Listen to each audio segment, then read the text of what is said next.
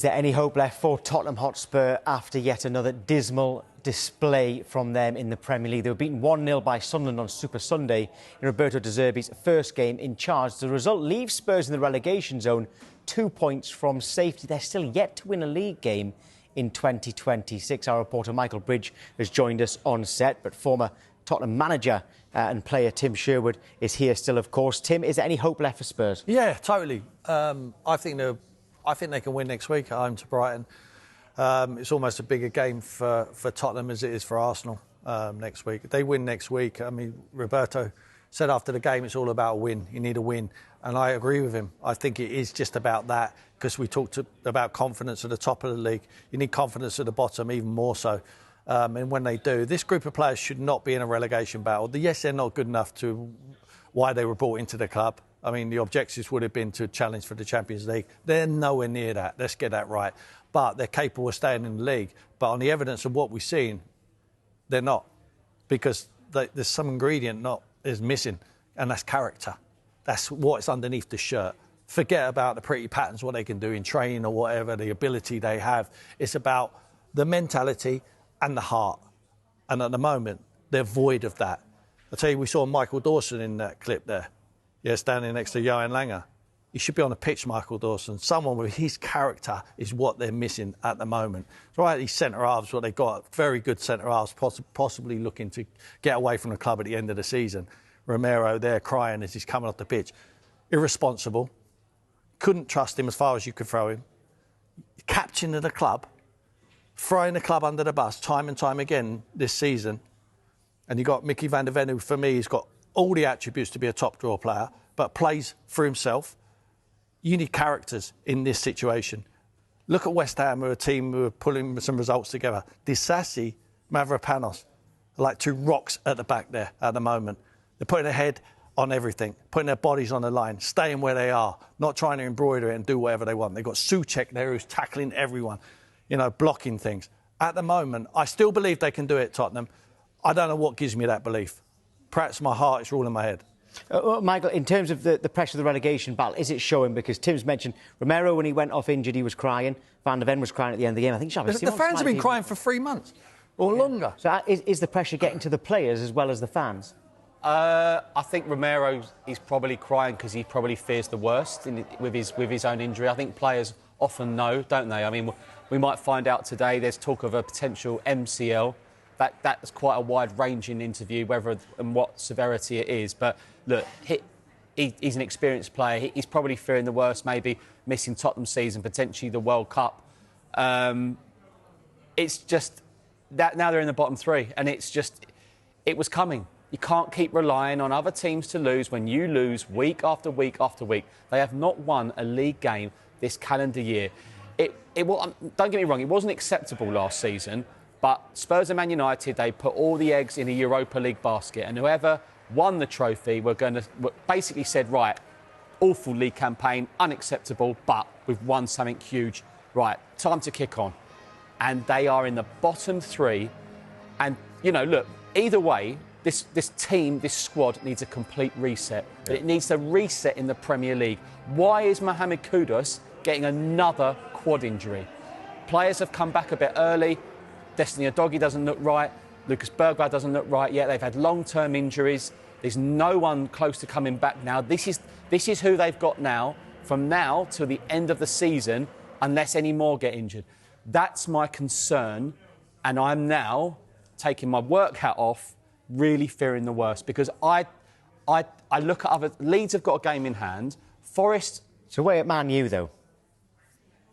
Yeah, but... The only thing I'm clinging on is maybe Leeds will have one eye on the FA Cup semi-final. Oh, that helps. West Ham have got a bit about them. Yeah. Oh, look, a couple of January signings, and Yeah. Even City on the other end, Mark Gay January signing making an impact. Yeah. That was the worry, and if it could bite Tottenham on the backside that they didn't do this. Conor Gallagher hasn't done anything as of yet. Tottenham are running out of games, and I'll say it now. Then I think Saturday, if they don't win Saturday, then I do fear the worst. Okay, I really do. Well, you can keep your fan hat on. We're going to speak to Tottenham Hotspur fan Chris Cowlin as well there now. Chris, I believe you were at the game yesterday. Just picking up on what Michael just said there, he thinks if you don't beat Brighton, you'll go down. What do you think? I think it's done. I think that Spurs are going down, and this is the reality of it. And when I was walking out of the Stadium of Light yesterday, everyone was really quiet, and everyone, I think, has just accepted that Spurs are in such a state at the moment because we haven't won a league game now for 106 days. And when you look, Spurs have only picked up 5 points this calendar year. West Ham have picked up 18, Leeds have picked up 15, Nottingham Forest have picked up 15, and these teams seem, miles ahead of Tottenham in terms of passion, desire and grit and determination. And, it needed to be better yesterday. We've gone through 3 managers now, 4 managers in the last 11 months.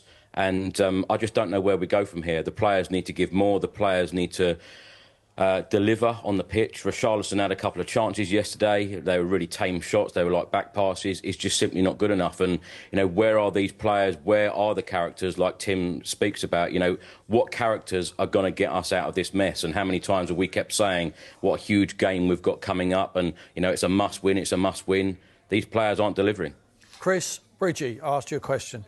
When do you start vindicating these managers? The Thomas Franks, the Postecoglou's, the Igor Tudors. We can't judge, obviously, De Zerbi at the moment. But surely we've got to look a little bit closer to Michael Dawson where he was sitting yesterday. Absolutely, Tim. Like I've said on this show many times, and to you, since we've moved into that brand new stadium in 2019, we've been through now 7 permanent managers, 4 caretaker managers, and, it can't carry on like this. The problems are at the top. The club need to think about selling in the summer because we can't be in this position again. I'm not sitting here as an arrogant Tottenham Hotspur fan saying that Spurs should never be in this position, but we shouldn't. The transfer windows in recent years has simply not been good enough.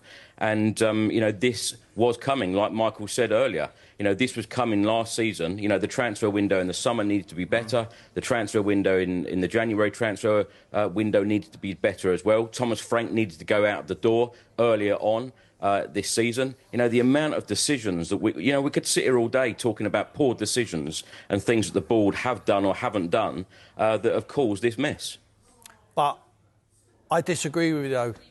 They will win on the weekend. They will beat Brighton. They will get the confidence. They'll get the shot in the arm what they need to go and beat Wolves. And then they need to pick up one more result from somewhere else. They've got 6 games left. They need to win 50% of them games. It's very difficult when they haven't won in 26. I understand that. But they haven't had that confidence. They need that confidence. They need to score early. When they're going behind, they look like they're never going to come back. And that is down to desire. But if they can just get that first goal and then they get another one, I just think that one win, like Roberto's talking about, one win, because he knows that's the shot in the arm they need. They will win at the weekend. Can I just read out the fixtures, all right? Because as for anyone watching who's a neutral, and I'm a neutral, OK, Brighton at home, we've just established. Then it's Wolves away, who are bottom. Villa away, OK, fair enough. Leeds United at home, who are down there as well. Chelsea away, bit of a derby, and they're not in good form. Don't write that one off. And then Everton at home, it depends what Everton have got to play for. I mean, it's not the... right, I'm a neutral, I know that, all right? Lots of people at home are neutrals. That's not that bad. I think there is hope. Right. Tim, who's Chelsea's biggest rival? Tottenham. Right. Battle of the Bridge Part 2, 10 years later. That's my fear. That is my fear.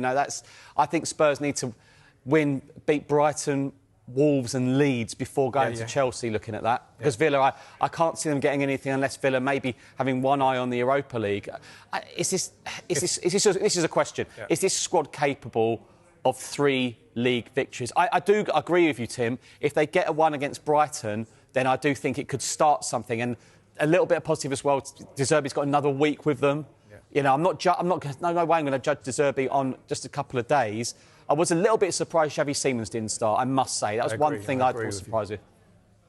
One last word on this one, Chris. In terms of what you saw from De Zerbi yesterday, have you seen any positives there? I must admit, you know who I support. I was quite happy when I saw that Simons wasn't starting. When I saw your starting lineup, I was quite pleasantly surprised. Yeah, well, I think Xavi Simons should have started the previous game as well against Nottingham Forest, and clearly the managers don't fancy Xavi Simons for for whatever reason. But, you know, when you look at those fixtures there, you know, what is an easy game in the Premier League? An easy game in the Premier League don't exist. And, Tim, I like your optimism and I like you being positive about Tottenham and you know, hoping that we win on Saturday. But, you know, from what I've seen in recent games under multiple different managers, I just don't know where the win is coming from, and I don't know, you know, who these characters are that are going to get us out of this mess. And I'm not sitting here as a negative fan. I'm normally a very positive person in life, and especially to do with Tottenham. But, you know, at the moment, I just feel like we are in a complete mess. And, you know, let's just live in hope and pray that we can get a result on Saturday at the Tottenham Hotspur Stadium. Yeah, OK, we've run out of time there, but Chris, good luck for Saturday. Thank you. Thank you.